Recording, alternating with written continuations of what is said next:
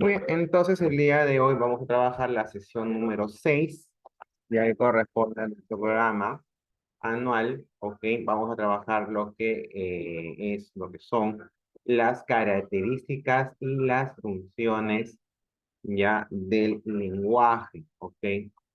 Es decir, nuestra herramienta de comunicación, nuestra herramienta de comunicación, ¿ok?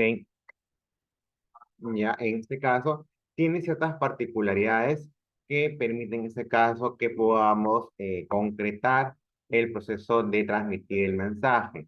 Ya, recordemos que en este caso el lenguaje es la facultad propia, en este caso, de las personas que les permite comunicarse con sus semejantes por medio de palabras, pero también de otros códigos. Recordemos la comunicación no lingüística, ¿ok? Entonces, ahora, ¿por qué se dice propia en este caso de las personas? Se dice así, se dice que es propia, ¿ok? Esto más que todo debido a que los seres humanos son los que podemos utilizar la comunicación.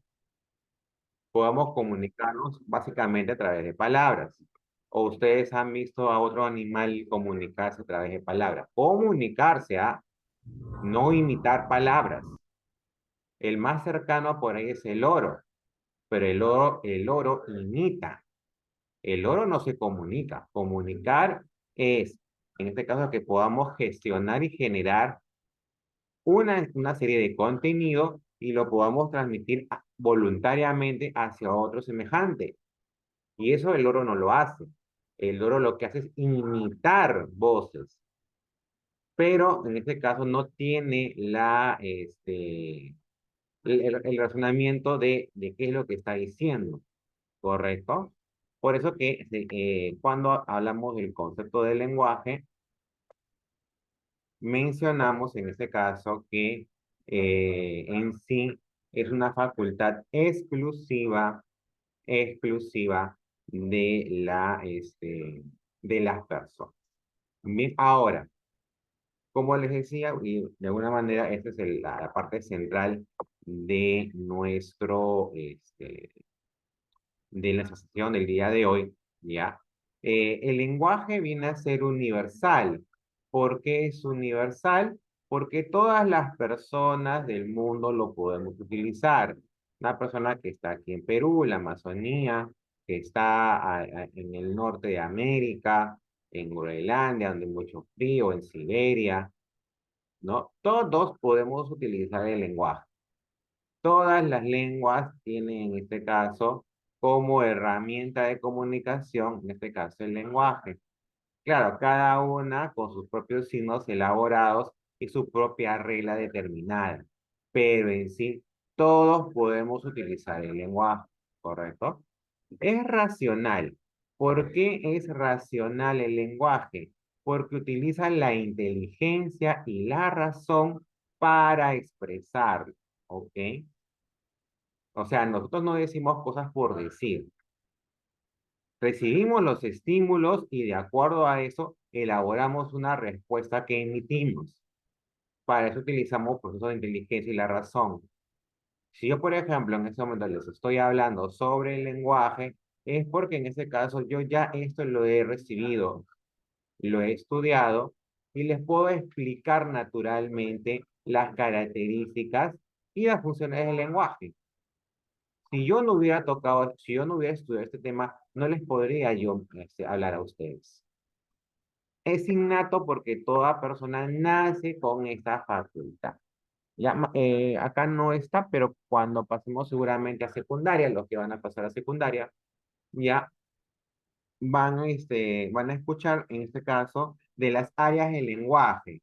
Es decir, estudios ya eh, han determinado que en el cerebro, en el sector izquierdo del cerebro, existe un área de lenguaje que facilita y posibilita en este caso el aprendizaje del lenguaje.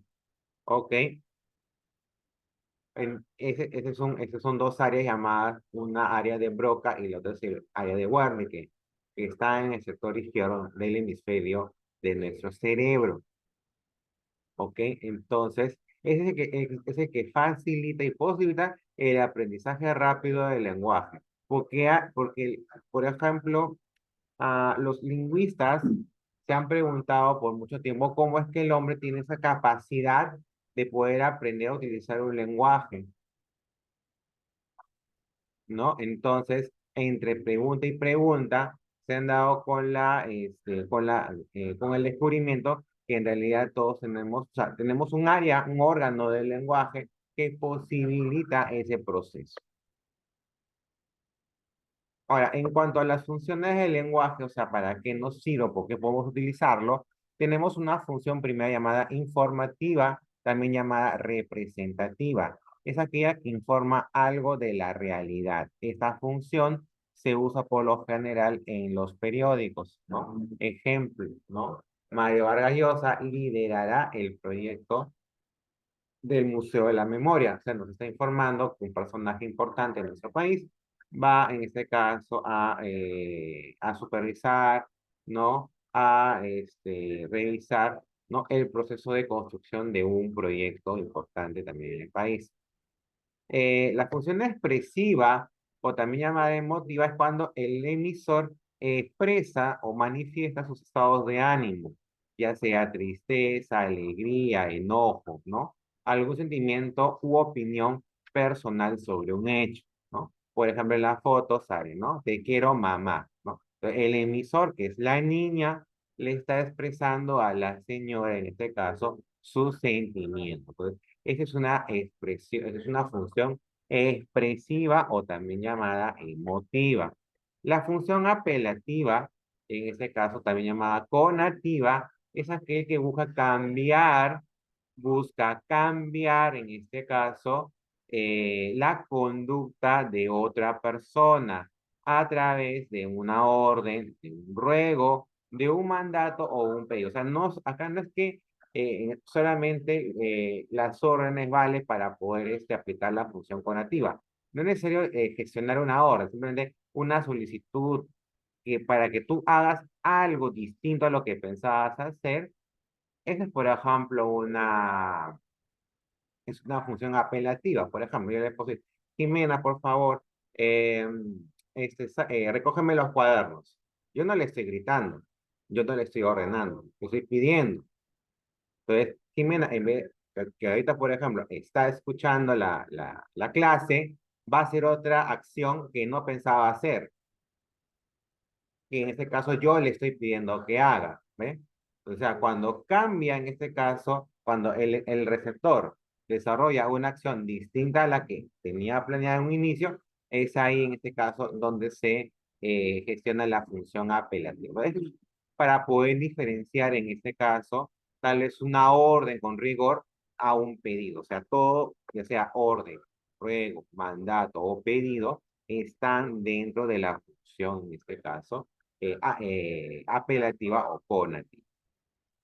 Entonces, acá en la sesión nos dice también una cosita. No es lo mismo decir Agustín come el almuerzo que decir Agustín come el almuerzo. Si se dan cuenta, acá hay una coma. Esa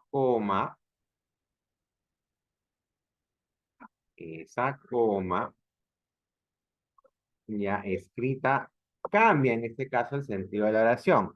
En el primero más bien es una función representativa porque yo estoy expresando algo que estoy viendo.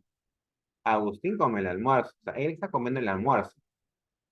Pero la coma ahí, por ejemplo, está cambiando el sentido. Dice, Agustín come el almuerzo. Le estoy ordenando que haga algo distinto, ¿no? Entonces, muchas veces también los signos de puntuación nos ayudan en este caso a poder, en este caso, cambia de repente la función de la oración en sí. ¿Ok? En el primer caso, ¿no? Es una función informativa porque está expresando lo que estoy viendo. Y en el otro caso, más bien estoy dando una orden. Agustín come el almuerzo. Entonces, para concluir, ¿no? Para en este caso redondear la idea, tenemos que tener en cuenta que en este caso el lenguaje es una herramienta, una facultad propia de las personas, ¿ok? para poderse comunicar con otros. Tiene entre sus características principales está que es universal, que todo lo podemos hablar. Racional porque utiliza la inteligencia y la razón. Innato porque toda persona nace con esta facultad. Entre las funciones que tenemos del lenguaje, tenemos la función informativa, en el cual nosotros informamos algo de la realidad. La función expresiva, en donde el emisor le expresa al receptor sus sentimientos, sus emociones, su estado de ánimo. Y la función apelativa es que busca cambiar la conducta de otra persona a través de una orden, de una solicitud, de un ruego o de un mandato, ¿no? Y siempre hay que tener en cuenta que muchas veces las frases pueden tener una estructura muy similar, pero con ciertos pequeños cambios podemos cambiar la función de las mismas.